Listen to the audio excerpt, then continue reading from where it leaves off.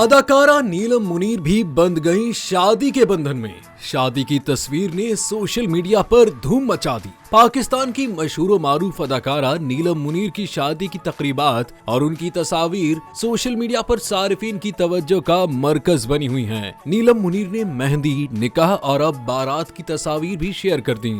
अदाकारा नीलम ने बारात में सुनहरे रंग का उरूसी जोड़ा पहना है और दूल्हे ने सफेद रंग की शेरवानी पहन रखी है। शादी के फोटो सेशन में ये जोड़ी निहायत खुश और हसीन नजर आ रही है, जबकि इस पोस्ट के कमेंट सेक्शन में सारिफीन इस नए नवेले जोड़े के मुस्तकबिल के लिए दुआओं और नेक तमन्नाओं का इजहार कर रही हैं।